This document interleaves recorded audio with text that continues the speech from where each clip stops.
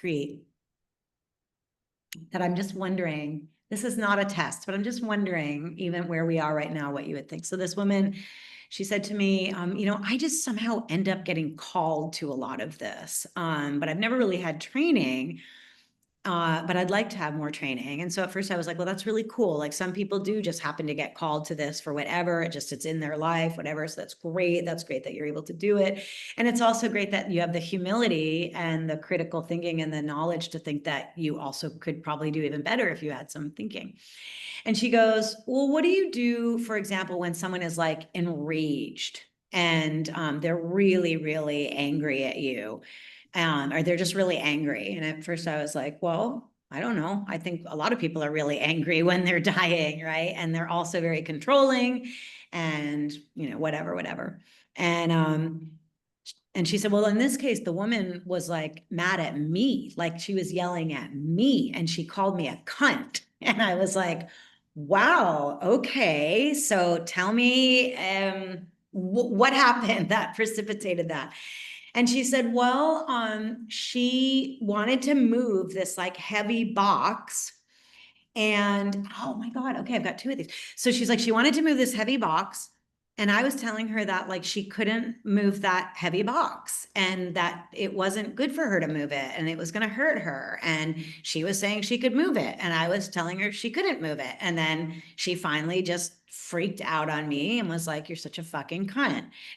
And I was like, oh, okay. And then I had a response.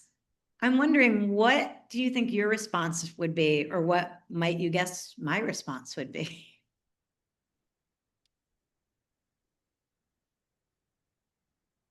Okay, move the box. I don't What do know. you say, Vanessa?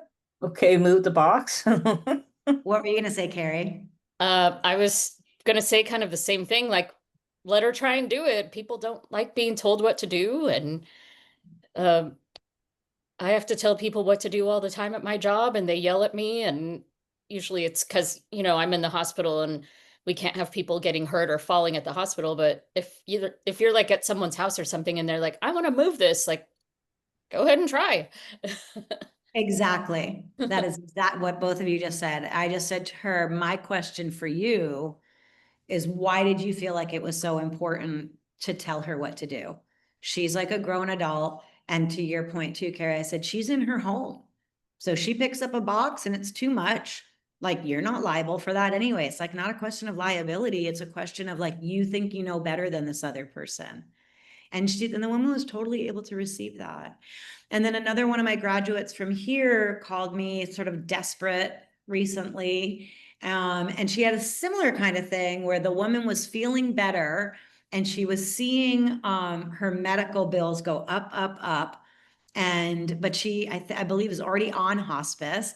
And so she said that she was going to start looking for like a part-time job.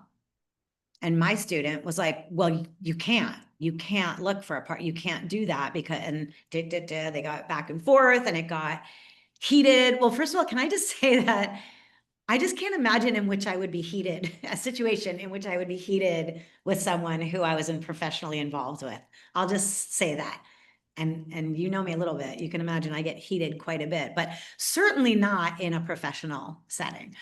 But Manos, it around like if I see a person who's dying and they're like, I think I need to go get a part-time job.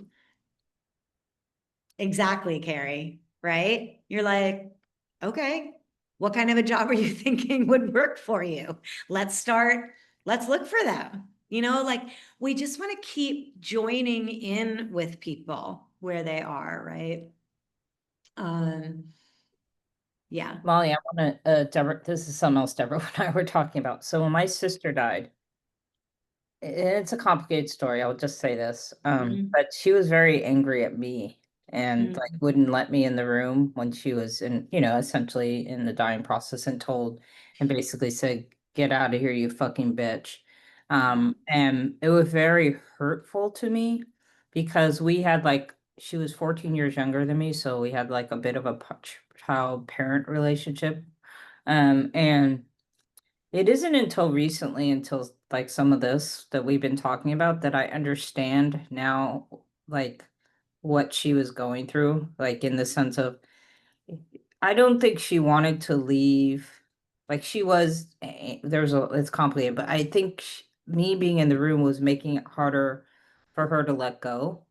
And I couldn't, she had to be like very fierce in telling me to leave, and just I told Deborah I would have, I think it was just a very hurtful thing at the time, but I think now I would understand, like I would leave, and then when she went unconscious and she was still breathing shallowly, I would have come back in and like, talked to her, did things that, but at the time I fought it, but I left, but I also was like very hurt. It was more about me than like what she was going through.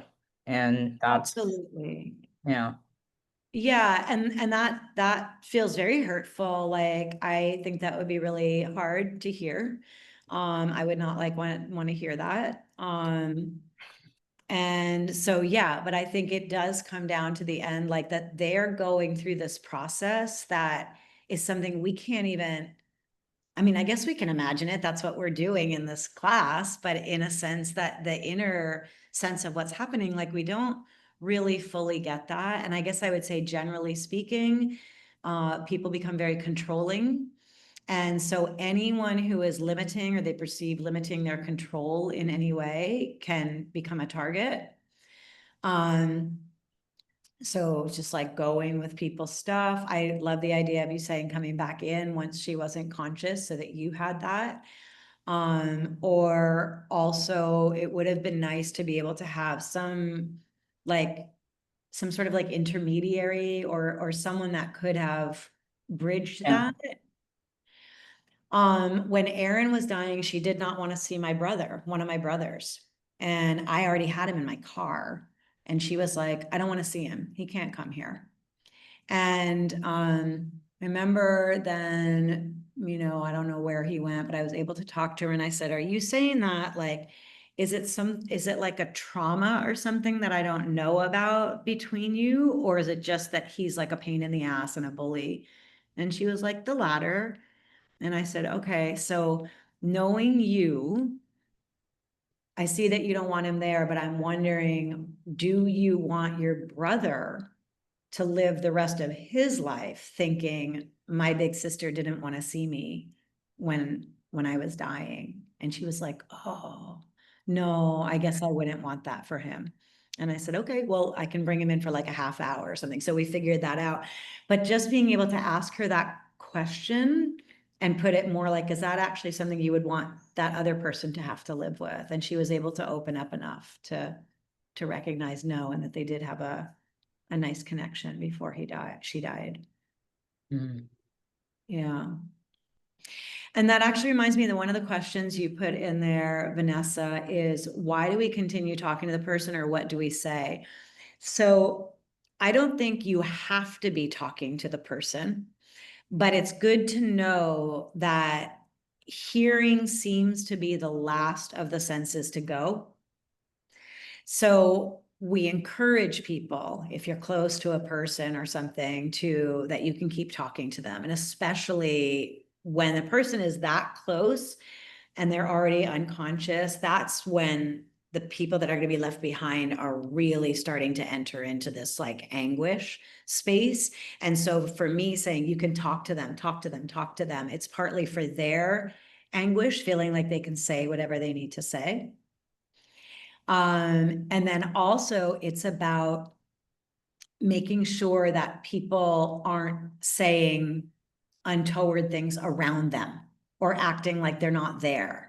And it was Tracy, right, that said, I think you told us a couple of times, was it you, Tracy, right, that you had a friend that was in a coma and came out of the coma?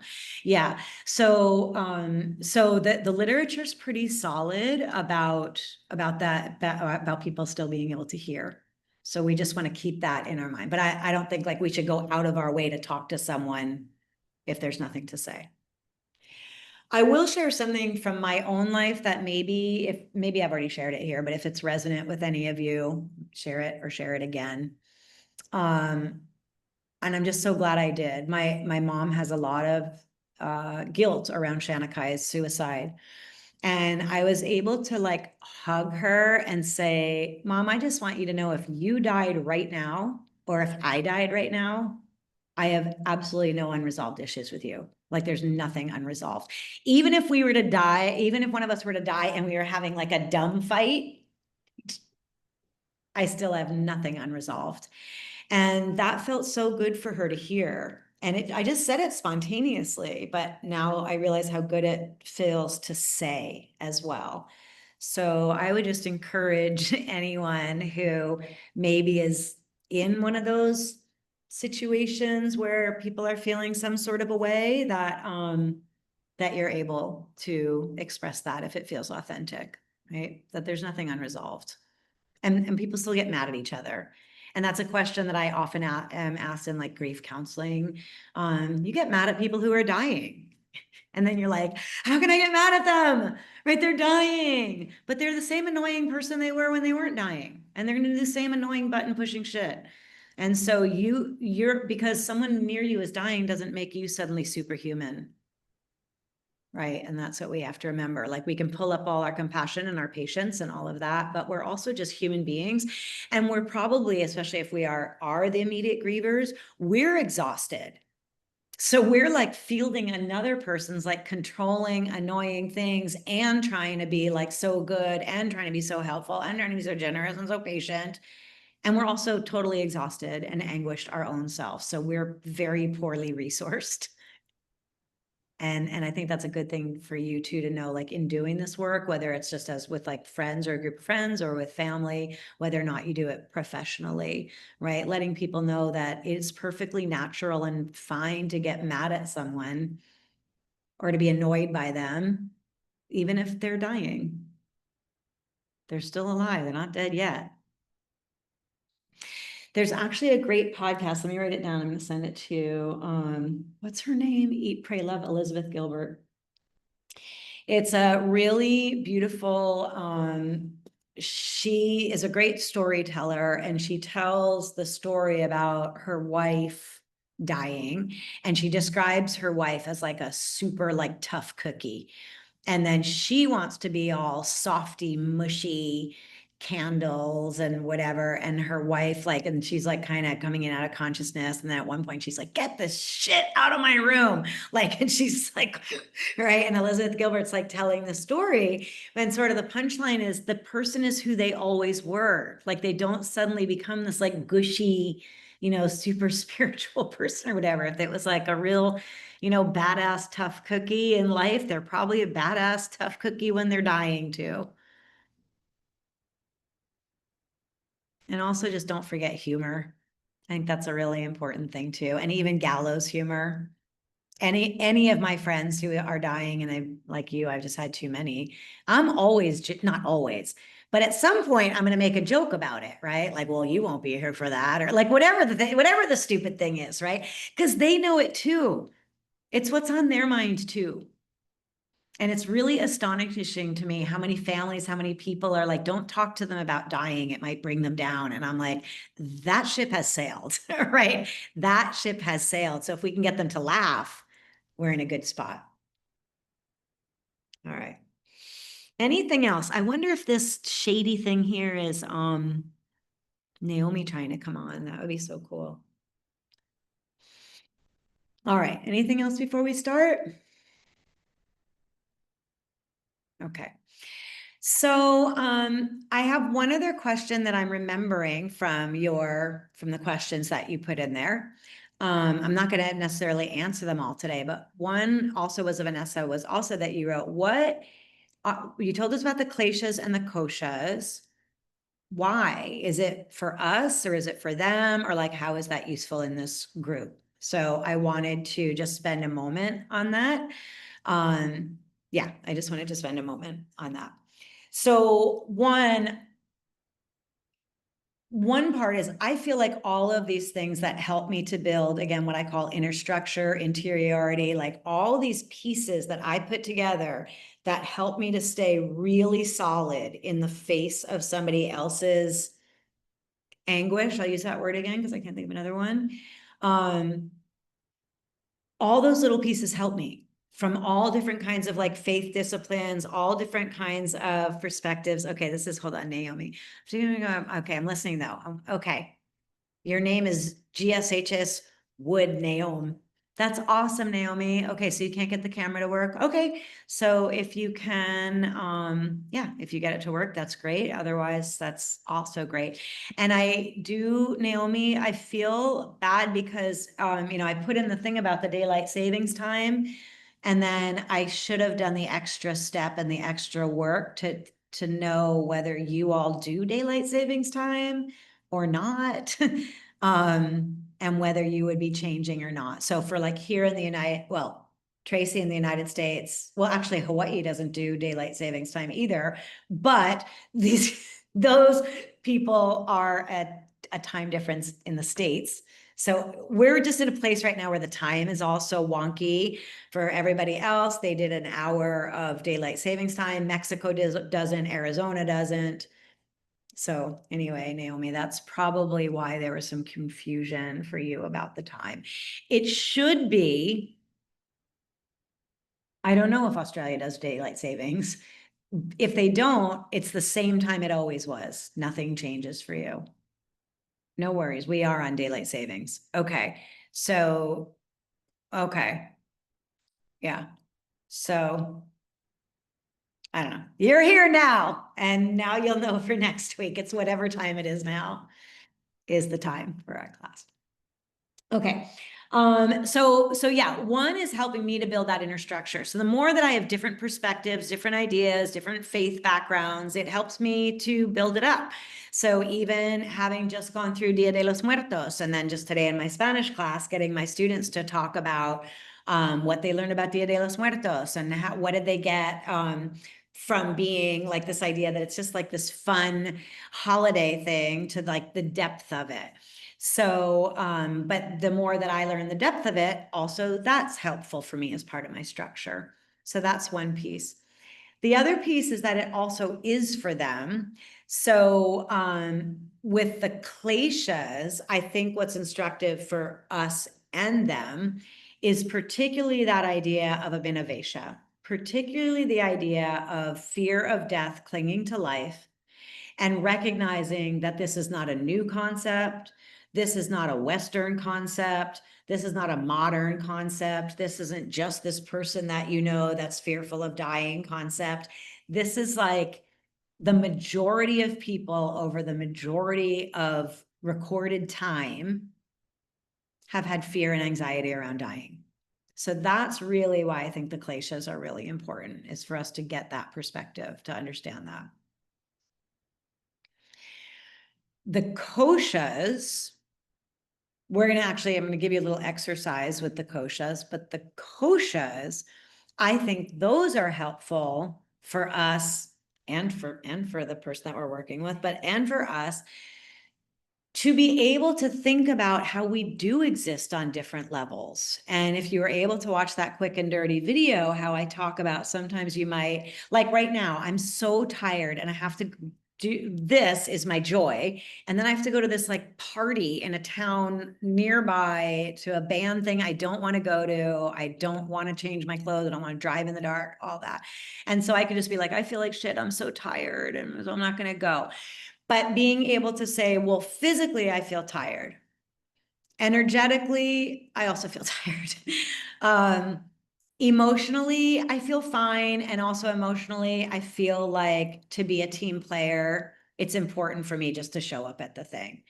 So maybe that's a silly example, but being able to parse out how we're feeling is an easier way to find places that feel good, right? So sometimes we have a really bad cold, but we're in a funny mood or we're in a decent mood. Sometimes we're in a really bad mental state, like in grief. There's maybe you've heard of this. There's something called broken heart syndrome, and people can actually die of a broken heart.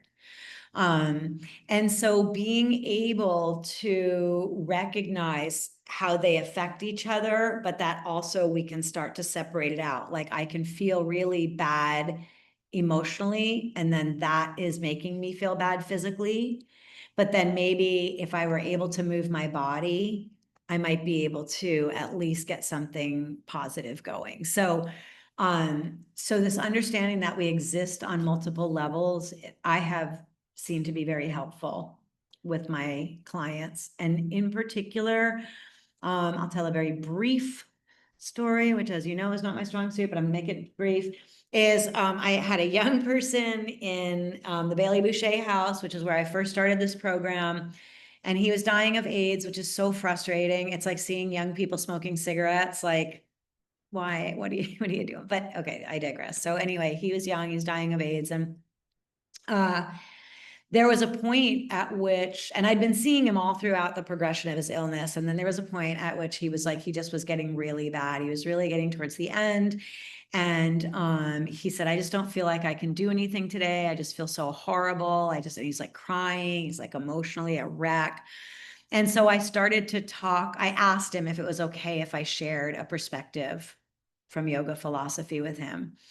And in this case, it was about the chakra system, which we're not going to talk about.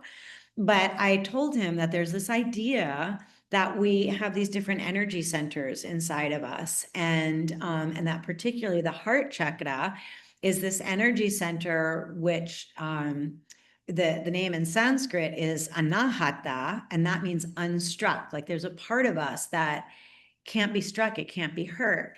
And I said, I think of it, they all have colors, and this one's color is green. And so I sometimes think of that as like a rainforest, or like we're here in the Pacific Northwest and all this beautiful greenery around us. And that the rainforest doesn't discriminate everything that it's holding in its canopy, right? Like it has room for everything, and everything is needed. It's a delicate ecosystem. So there are things that we might think are medicinal, or things that are poisonous, or some things are medicinal and poisonous, or we might think something's a predator, or we feel sorry for that thing because it's the prey, or we think that flower is beautiful, or whatever, but that it all belongs in that ecosystem. And I shared that with them, and I said, I'm just sharing it with you to wonder if it might lighten some of the load that you're carrying mentally about what's happening right now, and who you are. And he had been estranged from his parents too. I forgot to say that.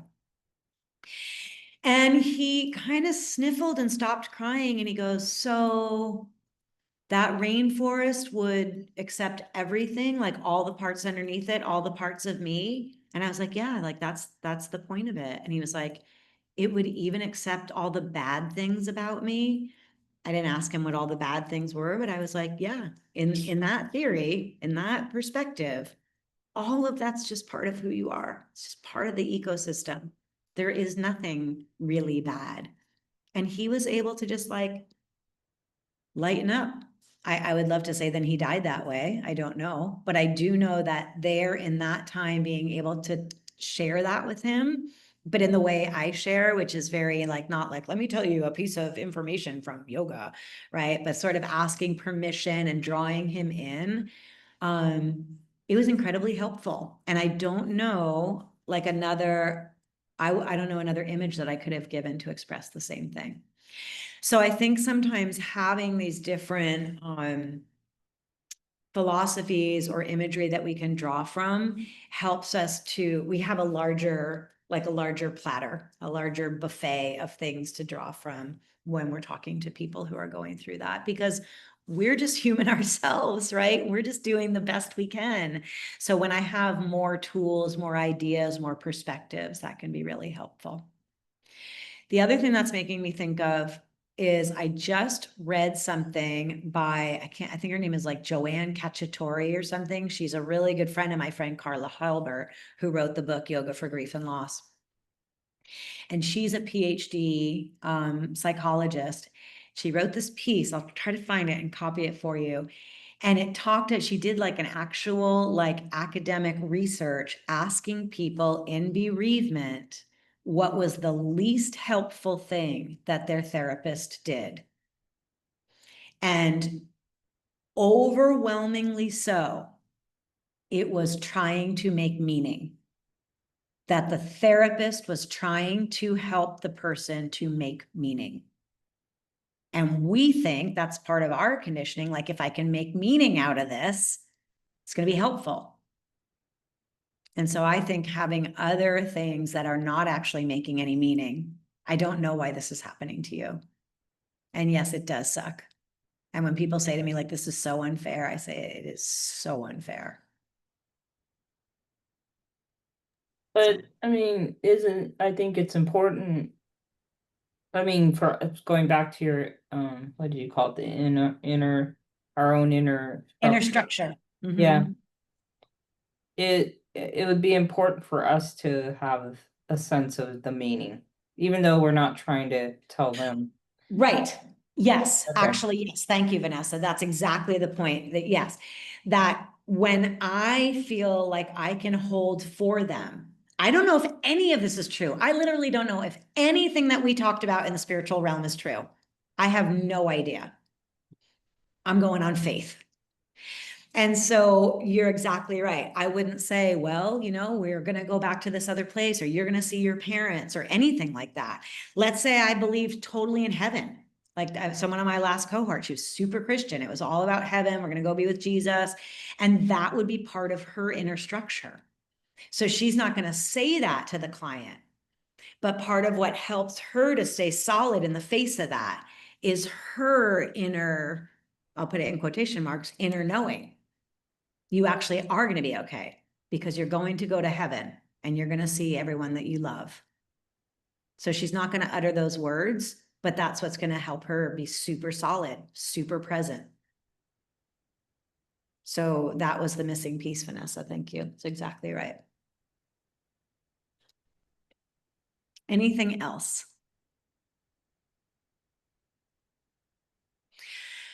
So that being covered. Oh, and one other, I don't know why I just remember your questions, Vanessa. The other one was like, what do I mean when I say the yoga knowledge stream? That is a ridiculous term that I think I just made up to try to like just, because people say this is from yoga, but because I know a lot more, because I'm geeky that way, like a lot of these things, they're not from yoga per se.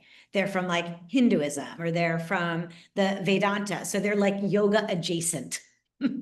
So I call them, like, they're all sort of in the same knowledge stream. They all sort of come from the same place, and they have this, yeah, that's all it means. That's when I say that.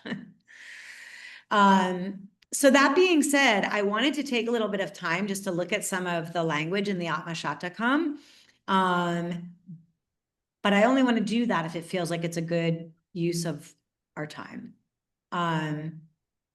So actually, I think I'll make an executive decision, because that's always better than asking for a vote. I think what we'll do is, I think I'm not going to dive into that right now, because we've already been talking a while, which is great. But I'm not going to dive into that right now. And I'm going to put some of it into your questions, like into your document, or maybe I'll even make a short little video and show you some of the words, because some of the words for some of you who are super into yoga, like Naomi, Dina, well, now I hate when I start saying people's names, because then I'm surely going to offend or miss somebody. So anyway, if you're like really into yoga, then some of these things are going to be like, oh, cool, I didn't know that concept, or I needed a refresher on that concept, and it's great. Also, if you ever think you wanted to memorize this, for some of you, that to memorize, if you have hooks within there that you're like, I know that word, I know that word, I know that word, it's going to make it way easier for you to memorize it. So that's why I will often go over and I'll ask people if they want to pull out some words from there and go over them. But I think instead I'll make a little video of it and then see what questions you have after. Okay. And what I'll tell you, what I would do that I won't be able to do on a video, just so you know, I would bring up the Atmashat.com, and then I'd say, looking at this first stanza, are there any words that you think you know? So that's the only part that you'd be missing, right? Because Carrie would be like, well, I think I know that, does that, and Tracy go, I think I know that. And I'd say, oh yes, you're partially right, la, la, la, la, right? So that's the part you'd be missing if I do a video. I'm just going to be pointing them out to you.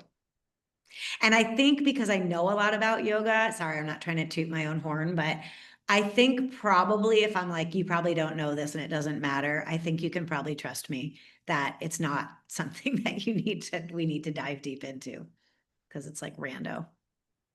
All right. Thanks for letting me talk that out. So now I know what to do. All right. So we left last time on our duffel bags. And I wanted to, one, know if there were some more things that came up. Let me find the, yeah, I have our notebook over here. Some other things that came up for you, or in also looking at all those things that I sent you from other groups, whether anything stood out to you, or you wanted to reflect on it, or it made you think of something new.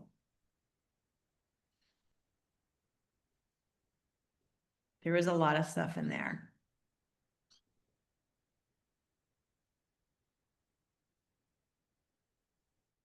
All right. So it looks like for the moment, no.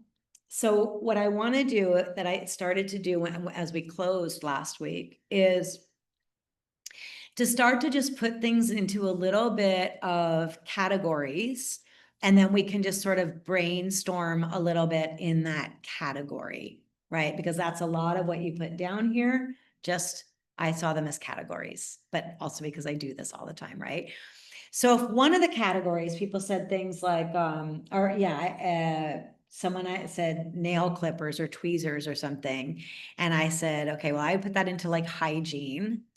So then what are some other hygiene things that you might have in your duffel bag? Could have in your duffel bag?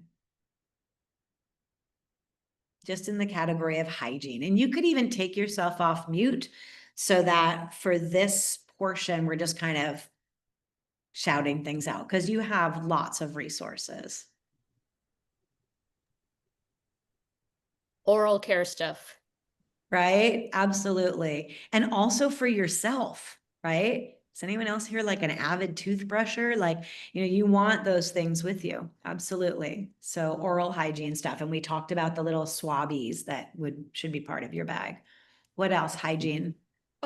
I'm not sure if this is appropriate, but since COVID, I've been carrying around those little sanitizing wipes. Especially if I ask people to touch their face, or I don't know, I'm just very conscious of that. I think it's great. And they're Okay, small. yeah, and I just didn't want it to sound like, oh, I think you're germy if I take it to a bedside. Yeah. No, actually, I think it's one of the positive things that came out of COVID is that we pay a lot more freaking attention to that. Yeah, I wear yeah. a mask on the plane now all the time. I don't care who's looking at me like I'm some weirdo, because I don't know what you're breathing onto me. I don't know whether it's COVID, it could be anything. I don't want any of your thing. Including your breath. So mints. Yes. What else? Nail clippers, hairbrush, tweezers. Do you bring gloves? Like actual gloves to wear, or is that too? I don't, but I think you can. And again, I think that's one of the good things that came from COVID. I think people are very desensitized. And remember way back when, universal precautions, do you remember that word? That was right after AIDS, right during the AIDS epidemic, when they started to have this thing, universal precautions, which means we treat everybody like they have something. So I think people are desensitized to like that. Someone puts on gloves and you're saying they're icky. I always think it's more about that person than me. So I'm not worried about that. So yeah, I don't bring gloves, but I would if I wanted to, you know what I mean? How about veering from like hygiene to like beauty, or like, what would you call that? Like self-care, like that sort of thing. Lotion. Lotions. I was going to put this under hygiene, but it could also be beauty. I was thinking a comb or a brush. I know a friend of mine, her mother died. Well, it's been a year now, but it's still very fresh for her. Yeah. And she talks about when her mother went to hospice, she just was so happy that was the first time her mother got her hair washed and got, that kind of grooming done. So yeah, like a comb, a brush, yeah, that type of thing. Absolutely. And a lot of people like to look good till the end. I have put a lot of makeup on people. I put a lot of lipstick on people. I've done a lot of nails. I've changed nail polish. Like, that's meaningful, or they want their hair brushed. In my end of life care plan, it says, please put like neutral lipstick on me. It says that, right? Because that's how I like to look, you know? So I think those are really important. I also think this whole thing is very primal. It's very like mothering kind of, you know? So I think that kind of, especially with a hairbrush, you're getting that same sort of sensation without necessarily that intimacy if you're not the person to give that kind of intimacy. Chapstick, because I use my chapstick all the time. I'm with you. Chapstick, chapstick, chapstick. And a dying person should have chapstick, like the way if you're over 40, you have readers everywhere you go. A Uh-huh. dying person should have chapstick like everywhere they go. They're always dry, dry, dry, dry. Mm-hmm. So that nail polish remover, facials, Mhm. like facials or those little like mask things. Yeah. And couldn't those also not just be for the person who's dying, but the person who's there hanging out, taking care of them all the time? Right? So those are some good like beauty kinds of things, or like dry shampoo, that kind of thing too. Great. What about ambiance in the room? Just making the room mo better. A lot of you said candles, and then I said also remember that you want to have like the battery candles. Mhm. That's what I was gonna mention. And just they're safer too, to Mhm. have around. You don't have to worry about someone knocking it over or forgetting about it. And Yeah, they look pretty good now, honestly. yeah, they're really nice. I like them myself. Yeah. I just bought something, actually I just have it downstairs in my yoga space. I bought this little tiny projector on Amazon that has probably like 19 bucks or something, and it projects onto the ceiling these like, it's like for like a rave or something, these like little like green lights, or it can do just like moving colors on the ceiling. And I bought it for the brother of my little neighbor who died. And then when he told me he didn't use it, I said, well, give it back to me. So that's why I have it again. But I feel like I would maybe either, I mean, I might not always have it in my duffel bag, but it would be something that I would think of maybe, or maybe I would have it in my duffel bag. They're very small. And just a way to change the ambiance. Opening a window, that's not in your duffel bag, but open windows. People don't even realize how stuffy it's getting. Having And good lighting. having good lighting. So several of my students have mentioned bringing a couple colored scarves with them, and you can just toss the colored scarf over a lamp, and now it's blue, now it's yellow, now it's whatever. So you're just changing the color slightly by putting something over it. You're not having to bring light bulbs or whatever. I think that's a really good one. As people are dying, they also tend to get very cold. They start running very cold, right? Because their circulation isn't as good. Oftentimes they're very thin, right? So that's going also back to the window open. It can get really, really hot and stuffy, and people don't even realize that they need a little fresh air and that we can put a warm blanket over them or something. Also, to hear the outside sounds, the nature sounds is important. What else? Just making the room special. I think some books or some reading material, but again, you got to be really careful and maybe know the person a little bit so that you would know what to take. But I think it's always nice to, yeah, there's always, I don't know, I still enjoy being read to. I mean, I listen to a lot of audiobooks. Yeah. So That is a really great idea. And I don't know if it was in the group I sent you, but a lot of my students say John O'Donohue's The Space Between Us. I don't know if you've ever heard of that, but he is a poet. I think he might be like a resigned Catholic priest or whatever you call that word when they're not a Catholic priest anymore. But he writes these prayers for like literally anything. And they're just so beautiful, and they're sort of secular-ish. Anyway, so it was just interesting to me. Somebody gave me that book when one of my deaths happened, and then a lot of my students mentioned that book. I think those kinds of things are great, Tracy. The Overstory, I know my sister was reading that, and it's another book that was like about the trees. And so it's also good for when people come in and they're sitting with that person and they don't know what to do. And they feel awkward, they don't know what to say. Or like to your point, Vanessa, like that the person's already not talking back. And they're like, well, what am I supposed to do? Just sit here and like hold their hand? Like, yes. Or you could also like read this book to them. Mm. I think that's a really good one. What about pictures of loved ones or family? Yeah, absolutely. I think bringing those in, and as a matter of fact, something I bring with me now all the time is called, I'll put it here. It's called an HP Sprocket. I bring it to me with everything. And it is a tiny little printer. So I can take photos and print it right out and give it to you. And it's a sticker. And they're like little 2x3 stickers. And I'm obsessed with it. I use it all the time. And in fact, at my friend Gary's funeral just recently, this woman came up and she's like, oh, hi, do you remember me? I'm Gary's aunt. And I was like, I do. You know what? I actually think I even have a picture of you. I think I took a picture of you and Gary. She's like, if you find it, would you send it to me? And I was like, I can do one better. And I just went and found my bag, found my printer, found the photo, and printed it out for her right then and there. And was like, here you go. Here's the photo. On that note too, I'll also say that you can get really good at helping people to stage photos. I only know this because I did it so much with my sister. So what do I mean by staging photos? For example, there was a period of time where Erin had these two things up her nose all the time. And which, by the way, Vanessa, Erin is both my sister's name and the name of the person who gave me the psilocybin journey. So I said, I'll put you in touch with Erin. Anyway, clarify that. I wish I could put you in touch with the other Erin.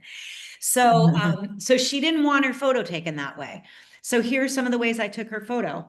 I took photos like with a selfie, and one of us would put our face like right in front of her. So her eyes are up there, like you can see everything but that. I took pictures where she would have a flower and she'd be like sniffing the flower like that. I took pictures of her from behind while she was talking to a beloved friend. So it was the friend, but clearly her from the back. So those were some. I also, like when friends would come to visit her, like I have a friend who saw her right before she died, and she is so thin. And she didn't really want her picture taken that way. And so I would be like, well, here's that bulky, sweater that you bought in Ireland. Put that on. So we like put on a bulky sweater, and then I am not a photographer, but I can just look at the angles that are going to look like that and the angles that look a little less so. Or like the one I took with her and her friend, she put the sweater on and then her and her friend are hugging, and it's her friend's face is the one that's like seeable. So I just encourage you to think about that, ways that you can help people to capture photographs, especially when people come to visit. They often want to photograph with the person, but the person is like, I don't want to be photographed looking like this, right? Dying people don't usually look at their best. So those are some thoughts. Or even, I'll also say like color, their color looks radically different. It would be like if you stood next to Trump, right? Like the color is so obviously different.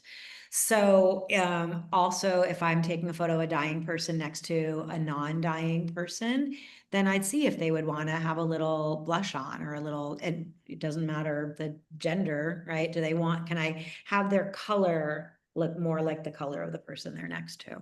So they're little easy things that you can help people with that are meaningful. When my good friend died, her family, she was a big Giants, San Francisco Giants and Warriors fan, so they would dress her up in the gear, the gear, like Amazing. whether it was a jersey or whatever, like the t-shirts, the colors, and I think she really enjoyed that. Totally. Yeah. I mean, Yeah, I would do that. Absolutely. As a matter of fact, with Johnny, the little boy that I just mentioned that died, he was just a total character. And they used to like dress up like way before he was sick. They'd like to dress up in my wigs and my dresses, and they like to like pretend they were doing lucha libre. Like they were pretty like open kids. So when Johnny was dying, and especially when he lost all his hair, we did this whole photo shoot with like all these different brightly colored wigs on and like lipstick and scarves around him. And, you know, I have all those photos, and it was just before he died, but it was fun for him, right? It was something that was like silly and fun. So I think that's another part too. Don't project on dying people that nothing can be fun, right? I always say they're not dead yet, right? So if they were fun before, keep bringing the fun forward. Or like, I hope if I'm dying, if I die of an illness, I hope that some of my friends will sometimes like put me in an old favorite dress that I used to like, especially if it was like something I couldn't fit in anymore. I'd be like, bring me that dress and photograph me in it. Right. So I think that's a really great thing to open up as well. We talked a little bit about like art kinds of things, little projecty kinds of things. Let's think a little bit about that. What else? Or what? I think that those little air dry clay things could be fun for people and like kids and adults that are there. And they're not very messy, and you can just like, make little things. And Absolutely. Yeah. And a lot of students have talked, I don't really know them, but they've talked about little beads that they can make. Same thing from like a little kit, like a clay beads, and that all ages can make them together, and then you can string them together, whatever. Little tiny note cards. Those are cool little gifts to make, or little art projects to make. Or folding origami things. You can find easy things like that. On my contemplative retreats, we always make God's eyes. Those are super easy to make and beautiful and pastime. And I like to use sticks from the outdoors instead of like palette, or what do you call it? It's not paletas. Anyway. popsicles. Yeah, instead of popsicle sticks. Yeah, thank you. So you can just use regular sticks. So think about some things like that, like just little things to do, right? At the hospice that I used to work for, they actually had a lot of greenware and a kiln there, and they used to make tiles, and they would put the person who was unwell, they'd use their thumbprint and dip it in the glaze, and then they would make butterflies. So they would get the thumbprints and put like 1, 2, 3, 4, and then draw, antennas and things around it, and have the person's name, and then they would fire it in the kiln, and it would be the butterfly would be glazed, with this person's thumbprints. And in fact, we had a memorial wall there, and some of those tiles were placed on the memorial wall, and then every 6 months they would have a service, and people were invited back to the hospice, families of loved ones who died in the previous 12 months, and they would have a service, and there on the wall would be all these tiles with the thumbprint. Oh, that's awesome. Yeah. Yeah. So just think, just keep thinking about things like that. Obviously, like if you don't have a kiln, right, you're not going to be able to fire something, but even taking that and thinking like, oh, cool little butterflies, or things we could do with our thumbprints, or what could I do with someone's handprints? Like, just like, keep that going. When I live in the States, or when I go to the States, well, now I go to Blick, I treat myself to real art things. But when I was working all the time in the States, I spent a lot of time at like Michael's craft store. It's called Michael's, yeah. Because you walk up and down the aisles and you're like, oh, I could make that. Like that's like really crafty stuff that you might never think of. And then you're like, oh, I could totally make that because that's a heart-shaped box. That's whatever. They have all the stuff there. So I just think it's nice to think of things like to pass time like that are art kinds of things. Also, I talked about like, slice and bake cookies, you know, boxes of things, just easy, good things to make the place smell good and to eat. You can also make a place smell good by, if you don't want to use incense or oils, you can just put a pot of water on the stove with a couple cinnamon sticks in it. And then you could also have like whatever else you want in there. You could put clove in there, you could put lemon peels in there, whatever. So that's also a nice way to just change the smell, because that smell is a smell. Like dying people start to smell a certain way because things aren't just moving as they should be. It's part of the reason why we don't smell, well, that much, is because everything's moving, right? And so when people aren't moving, they can smell a little funky.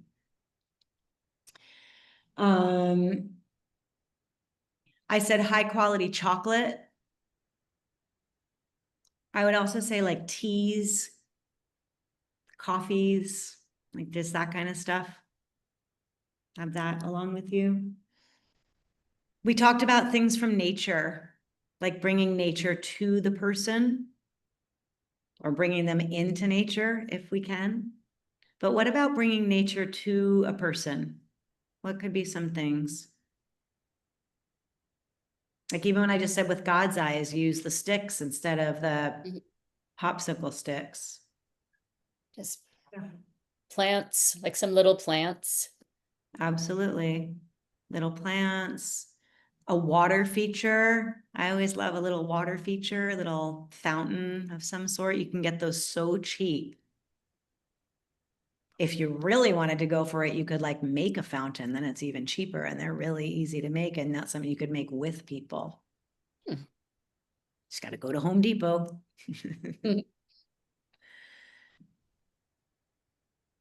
How about,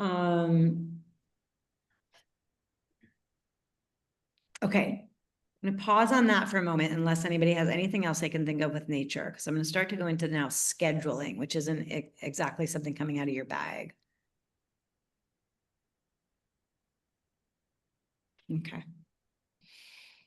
So let's talk about if you could be a scheduler, if that could be one of your jobs as the end of life companion, what kinds of things could you be scheduling or helping to schedule?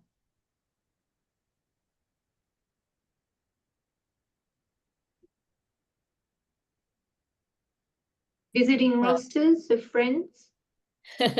Yes, visiting rosters of friends, absolutely.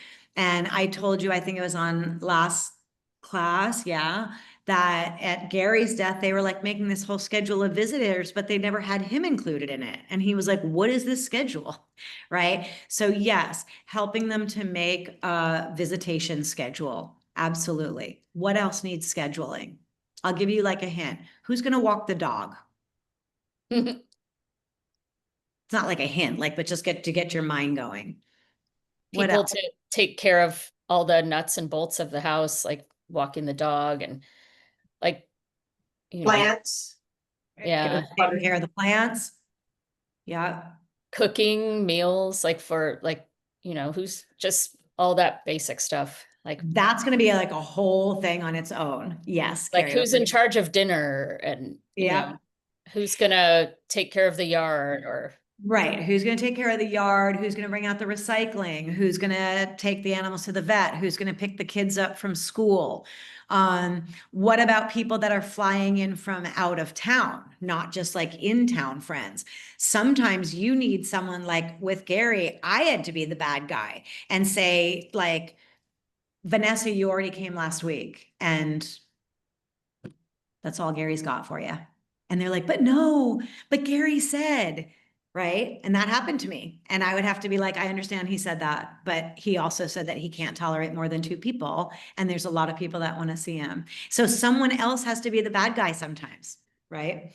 So then there's also like coming in people that are flying in, same thing. How long are they going to stay? Right? You're not I see you, Dina, where you're not making those decisions, but you're helping to schedule it. And then you're helping to be an advocate because you're just I mean, depending, like if you're doing it professionally, you're just like the paid help, right? So you're like, well, this is what we're doing. This is how this works.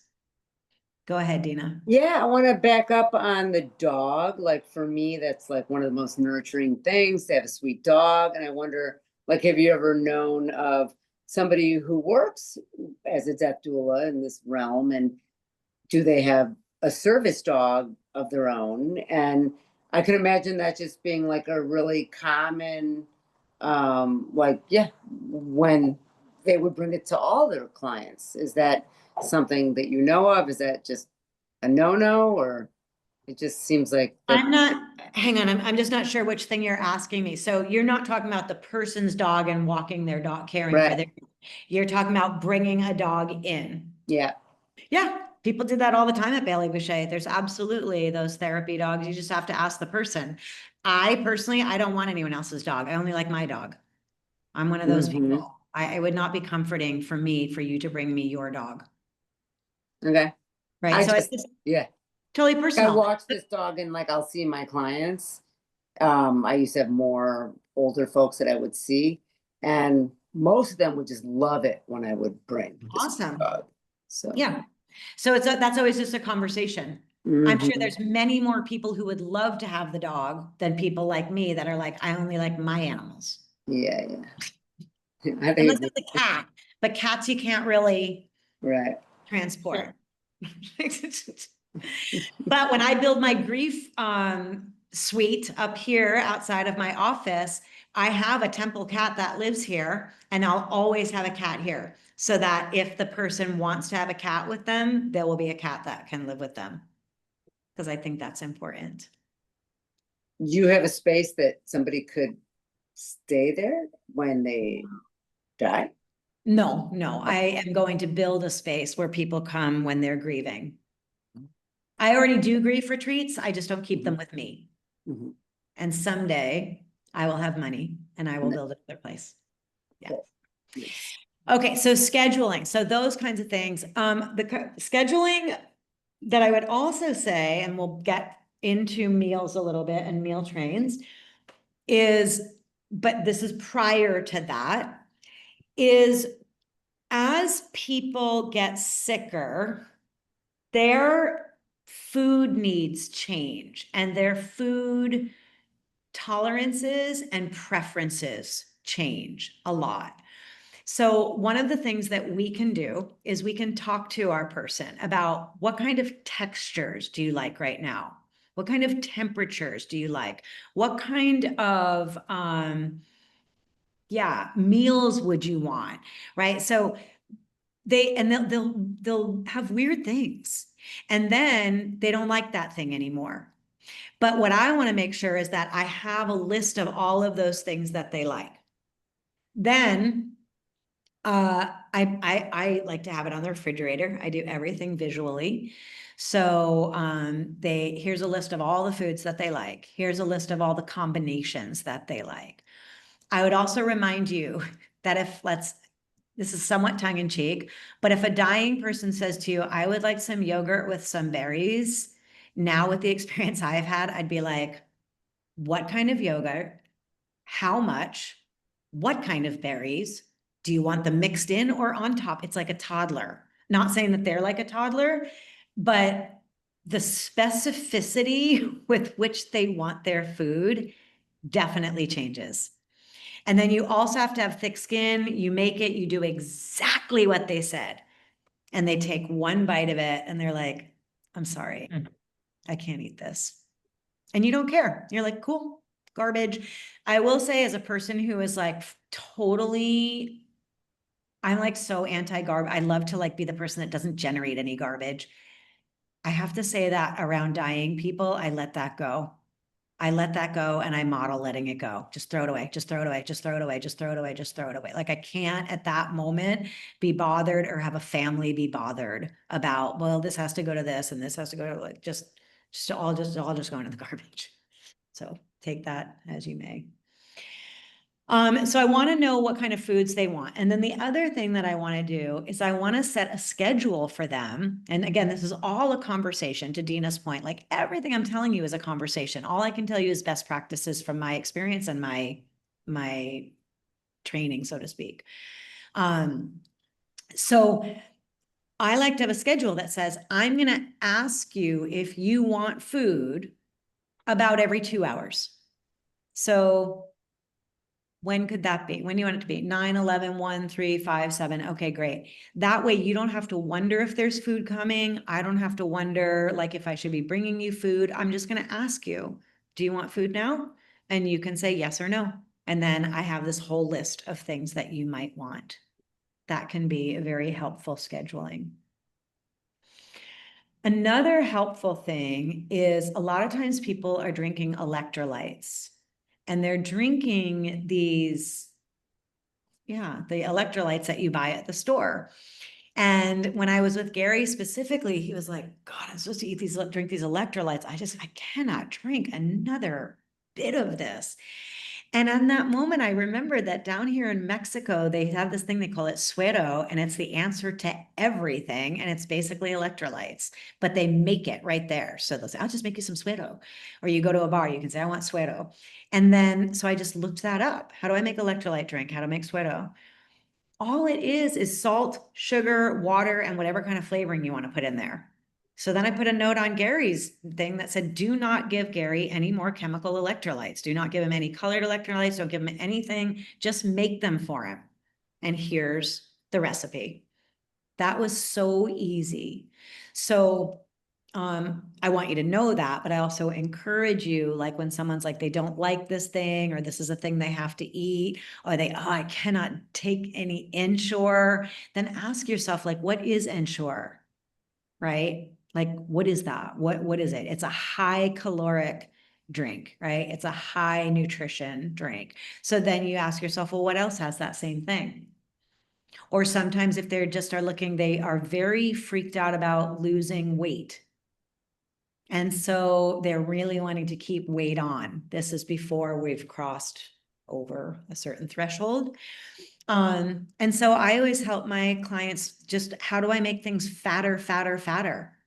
More butter in your potatoes, full fat milk, full cream in your mashed potatoes, coconut cream in your smoothie, like everything that I can think of that the rest of our lives were like, ooh, you shouldn't eat that. Now you're just like putting that stuff in. You're wanting them to have lots of calories at that time. You'll know that. I mean, you'll know this because they're talking to you, or you'll know this because like a medical team is telling you. But so there's a period of time when you're wanting to help them have high calorie foods.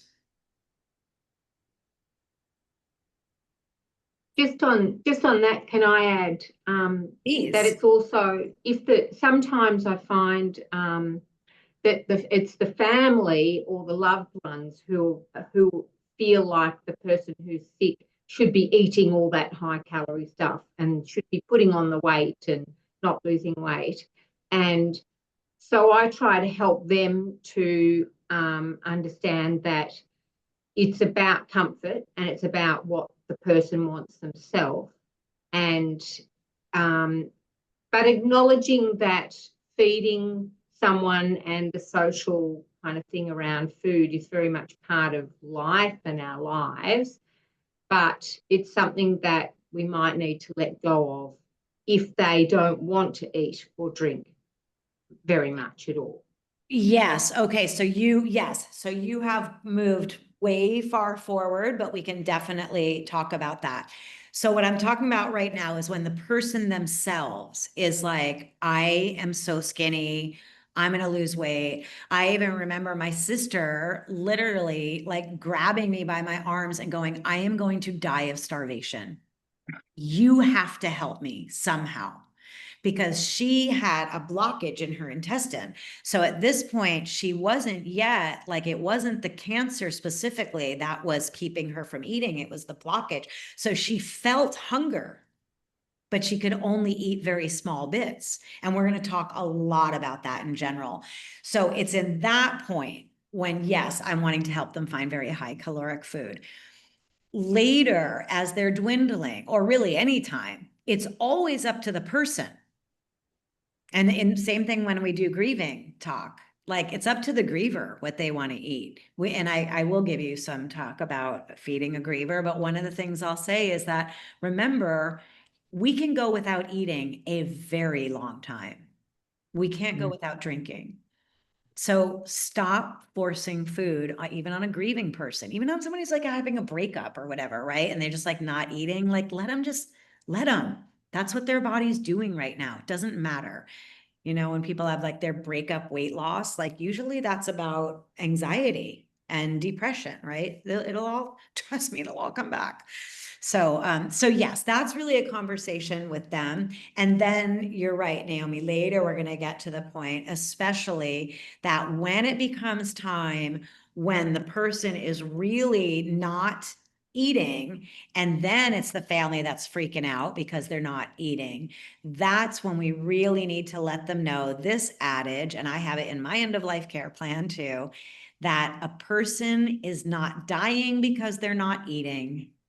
They are not eating because they are dying. And in fact, forcing food on them is detrimental, not only psychologically, but it's detrimental to the body's job. Like, look, our bodies are magic. They are like miraculous things. And so one analogy is like, it's trying to shut off all the lights and leave the room. And you keep putting the lights back on. Like, that's not what they need to be doing right now. Those resources should not be used in digestion. So yeah, we will restate that a little bit later. Absolutely. It's also, Molly, it reminds me when my grandfather died, when I was in, I think, fifth grade, somewhere around there. And I remember going to visit him in the hospital, and he had a hardening of the arteries. He had a heart attack, and then the doctors told him, you can't, like, these are the foods you can't eat, and he I don't think this killed him, but I mean, the point being is he had my grandmother sneak him in all the homemade Mexican food, and he was he never came out of the hospital. And but like, I don't know, it's an interesting, like, he did not want to eat the hospital food, and I don't know if that actually killed him, but it's just, would I have given him I don't know. It's just interesting because he wasn't that old. He was like 60, 65, but somewhere in that range. Yeah. Yeah, that's so interesting. It goes back both to me to the Atul Gawande book, right? About like just giving people their agency. Like, that's what they want to eat. That's what they want to eat. It also goes to like what I said about people die the way they lived. If they were like, fuck it, I'm going to do my own thing their whole life, then they're probably going to do that exact same thing when they're dying.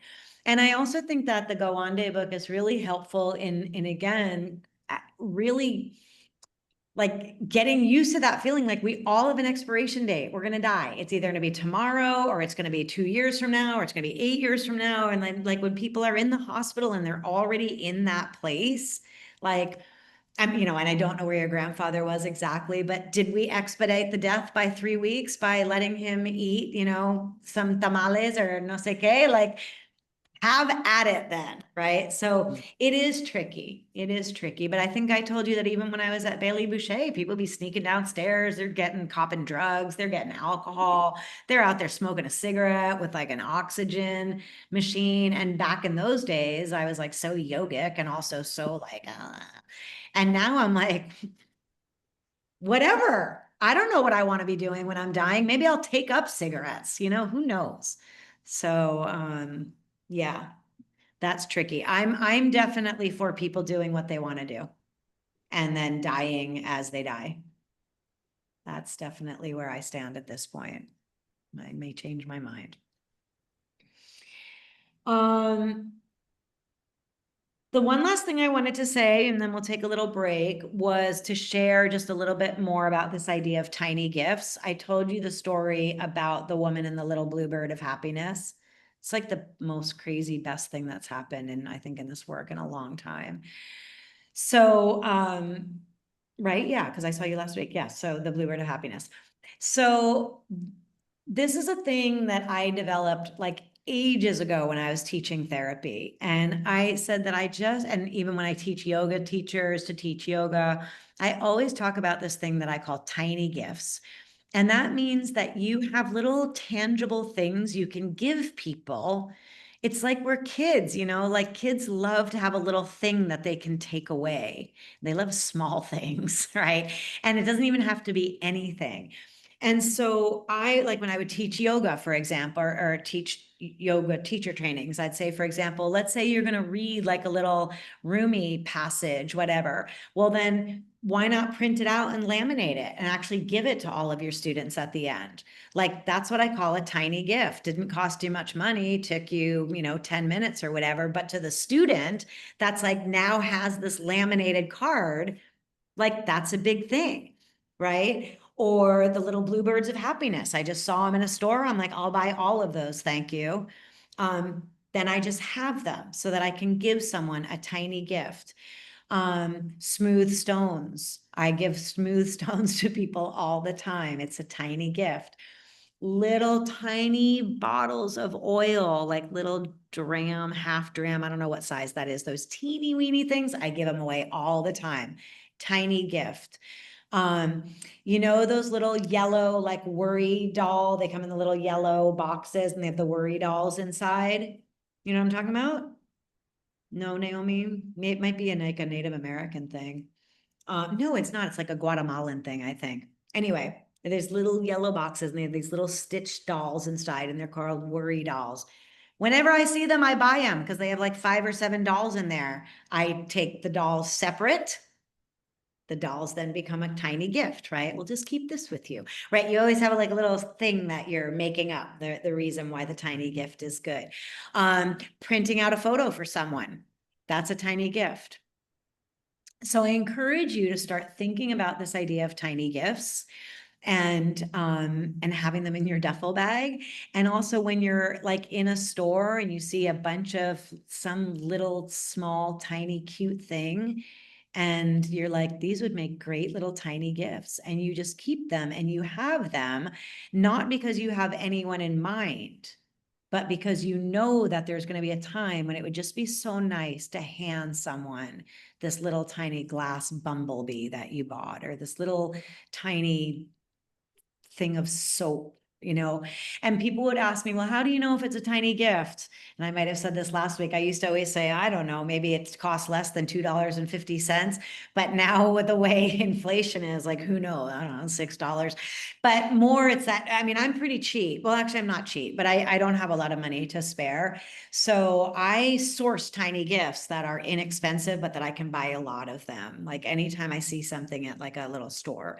But the other way that I would say for a tiny gift is that when you give it to the person, they have no sense that they're like, for me, or like that they should write you a note or something like that, for example, right? Like at the end of this yoga retreat, they had so many little sticks of Palo Santo left over because they had this idea that the Palo Santo scent was too strong and people wouldn't want them or whatever. I was like, okay, can I have all those sticks of Palo Santo? And they're like, sure, take them home with you. So I took probably like 20 Palo Santo sticks. So now I've got 20 tiny gifts because you're feeling down, you're feeling low. Hey, look what I have in my pocket. It's a Palo Santo stick for you. So I don't know if it's landing as much when I explain it, but I promise you, if you get into tiny gifts, it's magic. It's magic in therapy. It's magic in service work. Because also in service work, you typically don't give people gifts. You're not in the hospital, you're like not allowed to give people gifts. So these gifts, that's also what makes it a tiny gift. It's so flying under the radar that nobody would be like, well, who gave you this gift? Right? You're not giving someone like a spa gift certificate. You're giving someone a secondhand piece of Palo Santo or a smooth stone. So tiny gifts are awesome. Also, maybe in case you didn't know this, you can laminate anything by buying contact paper just at the regular grocery store or hardware store, the kind that you put into like to line a shelf.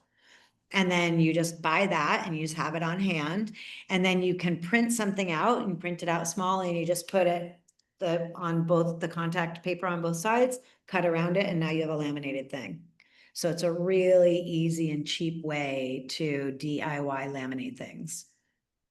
It just makes it a little bit more special. So those are tiny gifts. Molly, how often are you intentionally looking for tiny gifts versus they just come to you? They just come to me. Oh, Okay. like I'm thinking of you guys in Hawaii, for example. If I was in Hawaii and I'm just wandering up and down the streets, I'm going into a bunch of little like tchotchke shops, I definitely have my eyes open for tiny gifts. Or if I see one of those like groovy, like hippie stores, it has a basket over here and it's like, all this is clearance, I'm going right for it, right? So it's really the idea of like, I'm not looking for things for people. I'm looking for small, cheap things I can give away. Yeah. So it's a really good practice I wanted to share. And actually I'm just thinking, you know, I went on, this is all my band stuff. This is all my band colors because I have to go to this party. So I had this little bag of pins and they were in my car from another band thing I went to. And like, I'm not like so geeked out on this band. Like most people in this band, like they dress, everything's the band. But I had a whole bunch of these pins. And the other day, a woman from the band, she wanted a ride and she was brand new into the band. And I was like, oh, you're new in the band and, you know, welcome. And I was like, I have something for you. And she's like, what? And I go, yeah, I have these pins. Would you like one? Here, take any of them you want. They were like dumb pins that someone gave to me that someone else would have given away. But I'm not going to give them away because I know that someone's going to join the band. And the fact that I gave them some dumb little pin that was given to me in like a swag bag is going to make them feel awesome. So tiny gifts. There you go. All right. With that, it's on the hour. It's straight up on the hour. So why don't we take a 10-minute break and then we'll come back and we're going to talk about meal trains, meals, food. Okay. See you in 10 minutes. Okay. So there's a couple of things I want to get to before we finish today. So the first is I want to just take a moment to talk about meal trains and food and how we can be helpful around food for people. Then I would love to get you, what's happening? Okay, sorry. Whoa, sorry. That was WhatsApp, like just started ringing on my computer. Stop it, okay. Oh, okay. Sorry about that. Someone keeps calling me on my WhatsApp and it does that. I'm also, that's the other reason why I'm not up to speed. I have the wrong glasses on. Okay, everything's good now. All right, so a couple of things that I just wanted to be able to do. Yeah, I wanted to talk about meal trains. I'd love to be able to get you into some breakout rooms, even for a little bit, if possible. And then we're going to end up talking a little bit about ritual. So that might be ambitious, but we'll see. So the meal trains. So people always want to bring people food, right? It's the first thing people think of. And what would you say are some foods that people right away, they're like, I'll bring, what do we start seeing coming through the door? Casseroles. Yeah. Big pot of soup, big lasagna, right? So that's all great. That's all comfort food. But now I've done this enough in people's homes that what I can tell you is meal trains are a bad idea unless they are highly facilitated. So what do I mean by that? One, we want to ask the person, how many people do you want fed? Like if someone's going to bring you food, how much do you want? So like, yeah, anyway, I don't like leftovers. I don't like eating things over and over. Some people are great with that. But really it's been my experience that people really just want like enough for them and like whoever else is there. Or if it's a family and it's a parent that is unable to cook, then maybe they want enough for that many people. So it's really helpful to say 2 adults and 1 kid. 1 adult with a very small appetite and 3 kids, like that, and give me 1 meal for them. Most people actually don't want leftovers, and that's our idea. Is I'm going to give you a big casserole, that way you have it for a while. Okay, Naomi, thank you so much for coming. That's awesome dedication right there, and a good hospital she works for. So yeah, so first asking the person, what do they want? How much food? And what it really is less. Because I feel like most people do not like throwing food away. And you put people in that position of throwing food away. And so you're actually inadvertently like stressing them out because they can't eat that much and they don't want to throw that food away. So that's one thing. Another thing is to make sure to ask the person, like, what are the dietary stuff of the people? What is your dietary stuff? But what is your whole family's dietary stuff? Right. So that's really important to let them know. People, in my experience, and let's say I'm like the dying person, or I'm like the family member of the dying person, I'm going to say, I don't know. I just feel like that feels weird. Like people, they want to do something nice for me, and then I'm telling them, what to do. And what I always remind them is people want to do something nice for you that you want. Right? Like a person would be horrified to make you something and then later find out you are a vegetarian or gluten-free or whatever. So you're actually doing them a favor when you tell them this, but not this, right? Tell them what you want, give people jobs. So the quantity is really important. And again, in my experience, people just want the 1 meal for the people that they're going to be feeding. Also, everybody wants to bring food. So if the person already has too much food, then you're also like displacing other people that want to do that same thing. So one thing, 1 meal, no leftovers, and what is it? And then I remind everybody that any food that comes into this house, it's going to have a masking tape. So I make sure that there's masking tape and a Sharpie. Everything is going to be labeled. It's going to be who brought it, the day that they brought it, what it is, and what's in it. And that's going to be on every container everywhere. So everybody, especially the date that it showed up. Right? So that's a really important piece too. When people just are looking at too much food, too filled refrigerator, it's a lot. Then the other thing is to think about just helping people or advocating about cleaning up. So one of the rules that I had when I was staying with Erin, and then I was able to say this when I wasn't the one that was with Gary all the time, but I came through a couple of times and stayed for like 3 or 4 days. So the rule that I set was when you leave, you throw you get rid of everything that was yours. You clean out the refrigerator. Or you ask the person specifically, do you think you would use this 1/3 of a carton of half and half?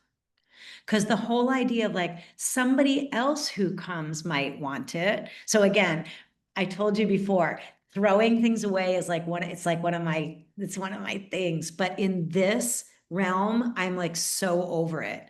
Because if a person wants half and half, they can go get half and half. Because if they didn't, then that means that half and half is there. And then it's there for the next person, and it's there for the next person, and then someone has to throw it away anyway. So it's a really good rule to tell people, anyone who's coming and staying, when you leave, you clean out the refrigerator. But here's the other thing. Depending on how your person who is dying is doing or what state they're in, you do it with them in the room. Because also you might throw something out that another person or that person is like, I just opened that, but they didn't label it.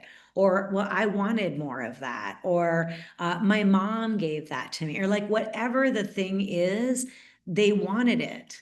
And so I actually saw that a lot with Gary, not so much with Erin, but people would like come over and overzealously clean out his refrigerator. And then he'd be very frustrated because he was looking for something that he thought was going to be in there. So we don't clean people's refrigerators out without asking them. Right? So those two rules kind of go together. Person cleans out their own stuff, meaning they've already asked, hey, do you want this? Should I leave this? If the person themselves doesn't say they want it, it goes. It's not like maybe it will be for someone else. But we also don't throw anything away without asking the person who owns that refrigerator.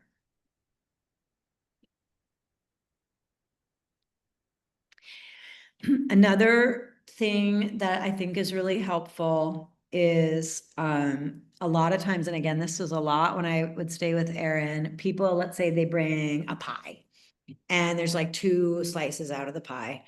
They'll say, I'm going to leave now, but I'm just going to leave this pie here because other people might show up in a little bit and maybe they would want some of that pie.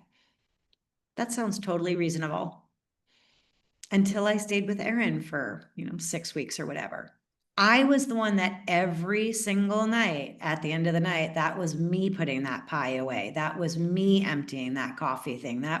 So someone is going to have to do that work. So I would suggest that even when a person leaves, they still put their thing away and they put on it, this is pie. Carrie brought it on Tuesday at 5. And if another person comes and they want that pie, well, then they can take it back out and then they can put it back away. Because I want to always be leaving things clean. It is important, in my experience, it has been very important for people who are dying that their space is tidy. Even people who are not like neatniks, just that it's tidy. Because again, it's control and it's clarity of thought. And this is a big principle in yoga, for example, right? Like clarity of space is clarity of your mind. Most of us know that if we have a big project undertaking, we set the project aside till we clean our room / desk / whatever. Yeah, Carrie, what were you going to add? Oh yeah, when I like walk into my dying patients' rooms at work, like the first thing after checking in to make sure they're okay is I tidy and clean the room really like more than I do my other patients. Like I like make a point of it first thing in the morning, even if I'm busy, and for the family too, to come in and see that everything looks really nice and in its place. And I Absolutely. think Yeah. it's really important. I don't know, I just had a feeling, I like, oh, you got to do this. Awesome. Yeah, that was a great intuition. And it's a thing that also as like advocates or sort of organizers, if someone's feeling at loose ends and they don't know what to do, we give them a job, right? You know, what would be amazing is if you could go through all that mail right there and just separate it into general piles. You know, what'd be awesome is if you could just sweep the entire kitchen floor. And people want to do it. They want to do anything. When people are grieving, they're just like at loose ends. And when people are waiting for someone to die, it seems like we've all been in this situation. You're just at loose ends. So you'll do whatever, clean the toilet, scrub the tub, whatever. I don't care. Just what you said, Carrie, I will do so much more for somebody else in their house than I ever do in my house. It's a different deal. It's somehow. So that's mainly what I wanted to say about meal trains and bringing food to people. Later, I'm going to talk to you more about feeding the person who's actually dying and some best practices for that. And I'm also going to talk to you more about feeding a person who is grieving and some best practices for that. But for right now, I just want to stick to this. Like it's more of like our general kind of thing that we're doing. This is one of the things that we can do is to help to organize the meal train because the meal train is coming. The Neil train has left the station. Along those lines, and I may have mentioned this before, also the flowers, people get too many flowers. They actually really get too many flowers if there can be such a thing. So I think it's good to have someone in charge of the flowers, just in charge of separating ugly bouquets, separating like corporate looking flower arrangements, making sure that there aren't petals that are drying and falling off, making sure that the water's not that stinky flower water, right? Like we do not want dying flowers around a dying person, or really ever. But so giving someone that job too of the flower keeper is a really important one.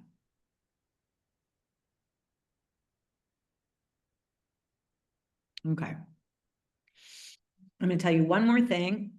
I'm going to give us space for questions, and then I'm going to put you into a short breakout room together.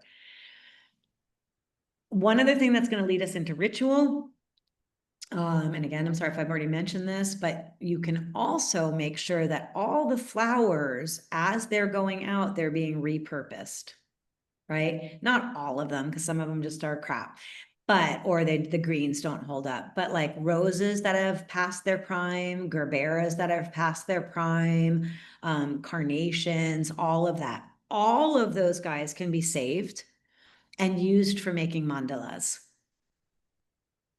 And we'll talk shortly about a possibility of making mandalas as one of the activities that we can do with people.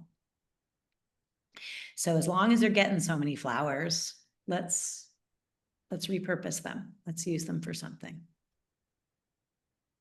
Okay. I remember so distinctly, specifically after my brother died, the doorbell ringing and my mom, who loves flowers, going, ugh, I hope it's not more flowers. And I just remember that. And I was like, wow. And then it just made me think about, yeah, it's just too many flowers. Flowers are a deal. Like you got to take care of them. And also, if you really love flowers, you know a corporate bouquet when you see it, and you actually don't even want that in your house. So, all right, pause. Any questions? Anything coming up? Anything? I was wondering, like, and you might cover this later, but so just let me know. Yep. If the person has, like, the person who's in their dying experience, has a spouse who is like, for example, my aunt, her husband had really extreme like Alzheimer's and was in that she was taking care of him. Like, how, I mean, I would, could ask her, do you want him around? But he was like, I mean, have you encountered that situation? And like, how do you manage, there's like that dynamic there? Vanessa, I'm not hearing what the dynamic is exactly. So you have a person who's in their dying experience who is the kind of the caretaker of their spouse.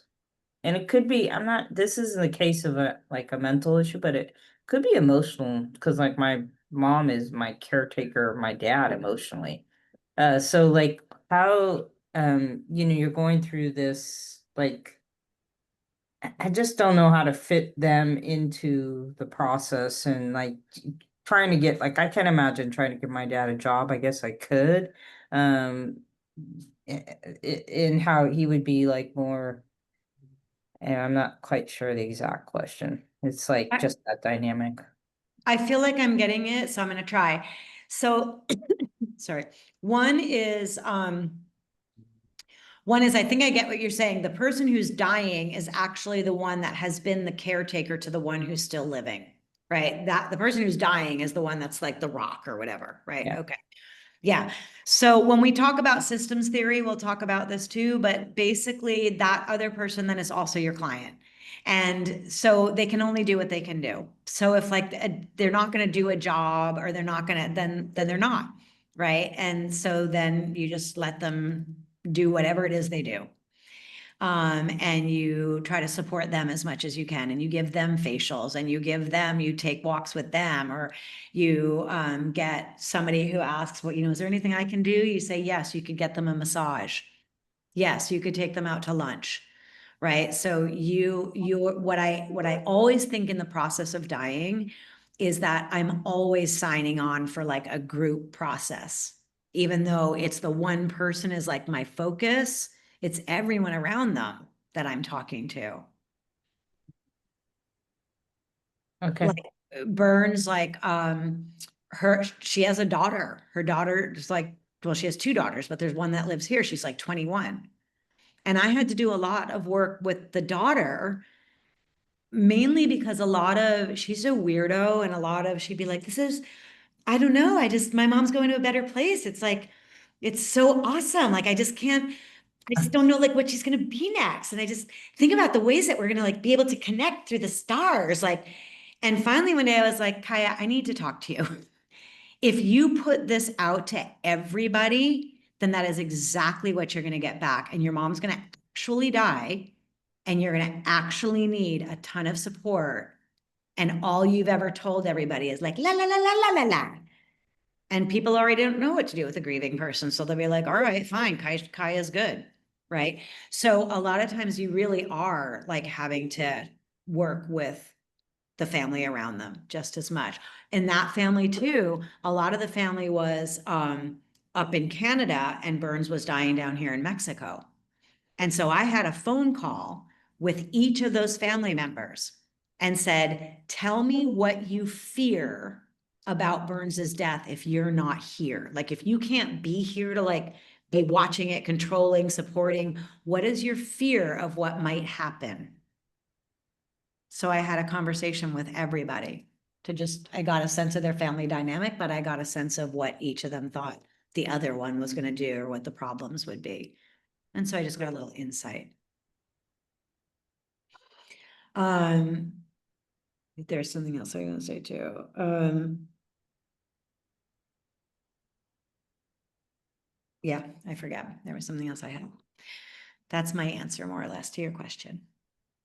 And if I think of the rest of it, I'll let you know what else I was going to say. All right, so I'm going to put you into 3 groups of 2, and I want you to each just talk about maybe one. So we're just past the halfway mark of our course.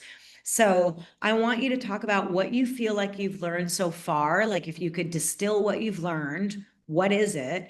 And then part of what you already wrote in the document, you can repeat that to your person. I've already seen what you wrote in the document, or you might have more things.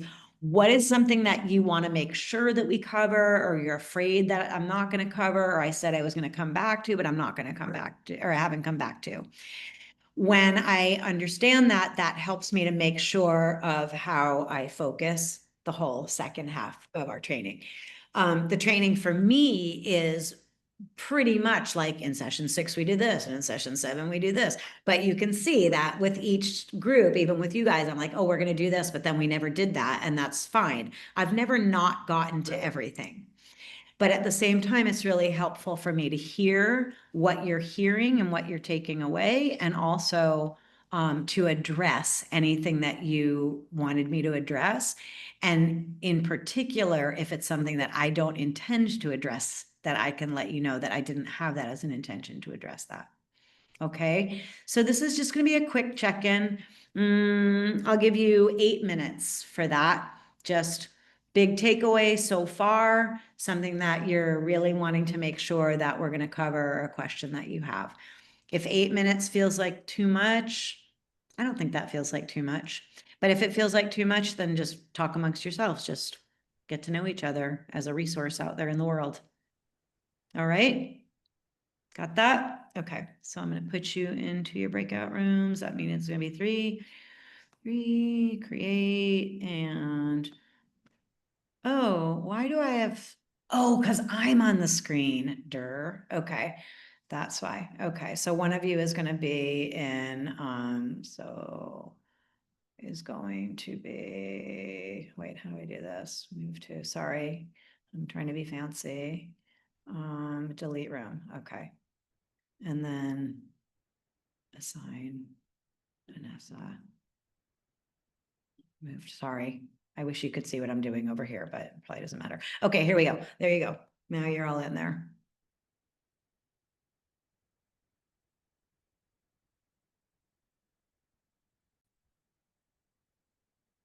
All right. Hi, everybody. So, can I have one spokesperson from each group? And I'll take notes. Vanessa, what are you yawning for? I have to leave here and go to a party. I don't know. We never caught up with this time here. I'm like, what time we went to bed at 8:30 last night? I'm like, okay. How long you staying for? It's 3:50, time to eat dinner. We leave Sunday. We leave Sunday. So it was a week or? Yeah, it's a week. Amazing. Oh my God, amazing. I'm just teasing you. You can yawn all you want. I'm just like, I'm so tired, and the thought of going to some stupid party is just, ugh. Anyhow. You're gonna have some kind of amazing experience at this party. Okay, all right. I'll report to you next time. Okay. All right, everybody. So tell me, spokesperson from each group, please. Don't make me call on you. Dina, I haven't heard a lot from you. How about you? So funny, I'm just so lazy, sorry. I really doubt that. Yeah, no, I'm just lazy right now. Okay. Well, Carrie and I, we kind of think about, like, in the future, we might, do something with this in terms of a business, in terms of something, I don't know, maybe for me on the side, or maybe our main bread and butter, right? And so we just, I know, like, just kind of want to understand, like, how to get that going, or steps, which, we talk about, but like from a business side, because, some of us are stronger with business, and some of us are, just stronger with kind of right brain stuff. Yeah, and then Vanessa seems like has been learning a lot, and still not kind of seeing it in that realm as much, but more personal growth, maybe. Is that right? And for you, and so the biggest takeaways so far, Takeaways, okay. or like what you're learning so far, and if you don't have that, that's totally fine. I just want to make sure I capture it. If you didn't get that's okay. I got Yeah. like marketing and promotion. Yeah, takeaways we didn't talk about as much. Okay, that's fine. Yeah, for me is how you meet a person who's grieving. Probably. Okay. So it sounds like I would- marketing and promotion from this group, and Vanessa had some questions on the document. Were you gonna say- No. I was just my biggest. I think I mentioned my biggest takeaway is that, like, there's so much to be learned here. I'm reading several books. I'm reading one book. I'm doing one at a time. I'm not trying to read all the book, but there's like a lot of stuff, a lot of deep stuff here that, like, is, I think I'm processing constantly, and I don't really, I mean, everything is a big takeaway. Even the littlest sentence that you say sometimes is like a big takeaway, and something I think about. And so I don't have one thing. I think this whole experience is very, like, it at a minimum makes me think a lot, and how I feel. And so that's what I would say. Awesome. Thank you very much. Yeah, that's great. Okay.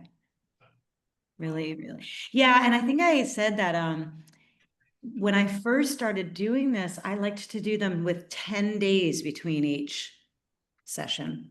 But then that was like too confusing for people, because we were doing it like on Tuesday and a Thursday, and Tuesday and Sunday. I was just like, all right, we're just going to do it the same day of the week. But I do feel like this is information that needs to be processed and taken at a longer, slower pace. So if that's how you're feeling, that's right. And then also remembering that I think we're all on the same page, but definitely me as a teacher, I just, the model that you're going to learn all this stuff and you're going to shut the computer and be like, okay, I'm good to go, is ludicrous. which is the same 3 years and a master's degree or 7 years to get your PhD, your doctor, whatever. So I think that if we know that too, like this is like the beginning. It's like once we close the computer, then it's like processing it all. Yeah. Awesome. And I would also add that being able to talk to Deborah about some of this stuff and how she like what she took away sometimes and what I took away, and like it's good to be able to talk to someone about that. Yeah, awesome. Thank you for reflecting that too. And it's one of the reasons I like to put you in these groups and have a chance to talk about that so that people don't have someone right close by that they can chat with, that still have that opportunity in here. Yeah, thanks. How about the other group? Or Carrie, was there anything you wanted to add, or did that feel captured? I think I would just add also, like, I feel like a takeaway is it's kind of a beginning of a journey for me where I feel like going in, I feel like I knew a lot about death and dying in a certain kind of way, but I want to like learn more. And I like how like you are talking a lot about us cultivating our interiority and like the yoga stuff being brought in. Like that's like I'm not like a big yogi like some of the other folks, and I practice yoga sometimes, but I don't have a practice. And learning the Hindu stuff and the Vedantas and all that stuff is like really cool. And I think to like have as like a container for death and dying to like approach when you're in a situation with someone experiencing that process. And Yeah. that's been like that's what I like was expecting to when I came into the class. Like it's going to be like, because there's other classes out there that are just like probably like this is the meat and potatoes of how to become a death doula, and like I didn't just want that. I wanted something that's more like spiritual, or like that has more to it. Awesome. Yeah. I mean, I feel kind of weird. Like I'm asking you to pat me on my back, or I'm patting myself on the back, and that's not really the intention, but I do feel so strongly about that. And even when I did yoga teacher trainings, we spent so much time on like, who are you? And we don't learn that stuff. We don't even learn it in grad school. Even being like a therapist, they never talk about you. It's always like what you're going to do with someone else. And I'm like, there's a massive piece of the equation missing here, right? So I'm glad that you appreciate that. It's just what I believe in to my core. So awesome. All right. How about the other group? Yeah, Tracy and I, like, we talked about neither one of us really came up with something that we thought needed to cover or want to cover yet. But today we just talked about how much we've learned today, and that just never thought of, and that we're actually taking the class just for the knowledge, for I don't know what I will do with it, but it's brought back for me like things I would have done for my mom. And I have an aunt and Vanessa's mom, and it's just things I would have never thought of. And I usually am like, I'm always helpful, but I think I walk into situations and I'm like, tell me what to do. And I like to just tell me what to do. And if someone else wants to be in charge, because there's usually someone who just always wants to be in charge. So I'm really good at, then tell me what to do. But now, like maybe being in charge or doing that for my aunt, Vanessa's mom, anyone. But it's, and I don't know if Tracy has something to add to this. Tracy, do you have any? Thank you. No, I think you covered it. Yeah, I'm in agreement. I'm involved in the Right to Die or Death with Dignity movement.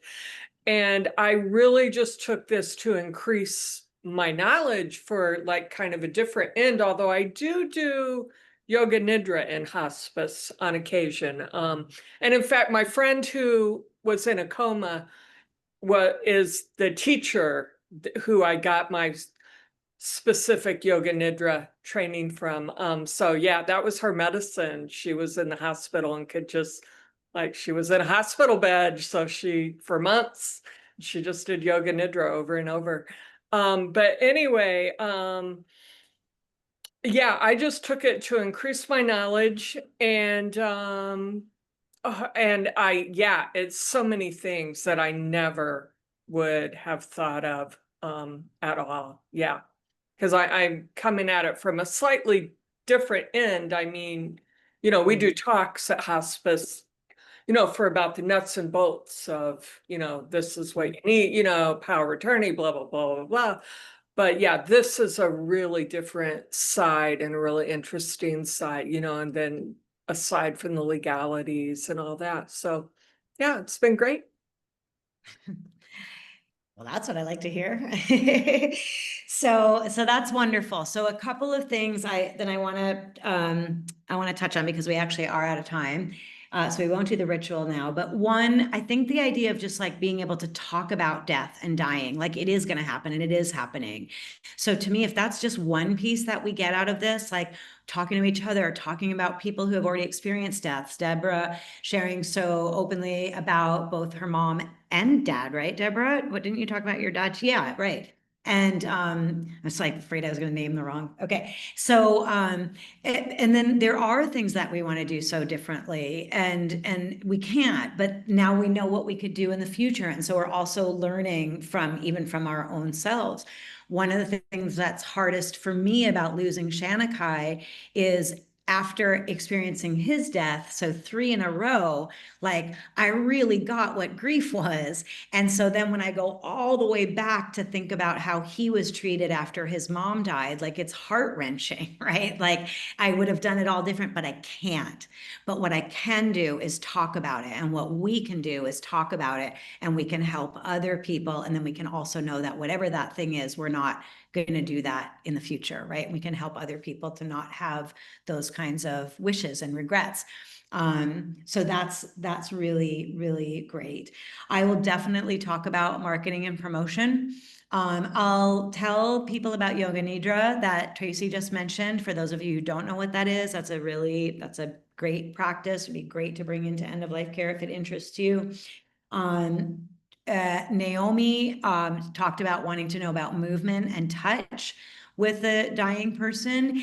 And we are going to talk about that. And I just want to say this at the end of the video, so she'll listen to it, is that and maybe I've said this before, but my style always when I'm talking about yoga is to leave movement and touch till the very end, even though a lot of times people take my courses, and less so now, but even more when I was younger, they were like, well, what are the movements that you do with someone with autism? But what are the poses that you do with someone with depression or whatever? And the thing is, there isn't any script. There are no things. So once we get through this sense of like who we are vis-a-vis this other person, then the idea of movement and touch is going to be much more intuitive, which is also why you do not have to be a yoga person or know anything about yoga to provide safe and appropriate movement and touch. These are things that we know in our bones. And so when we feel like, what is it that we're actually, like, what are we trying to do? That's a really important, it'll come very easily, and we definitely will talk about that very specifically. So with that, we're done for tonight. And yeah, I don't know what's up for next week. I will know when I look at it tomorrow, and I'll see you next week. Have a nice, safe flight home, you guys. That seems like flying is just a pain in the ass right now, but animo. And yeah, I'll see everyone next week. Have fun at your party. Bye. Thank you. See you guys later. Bye.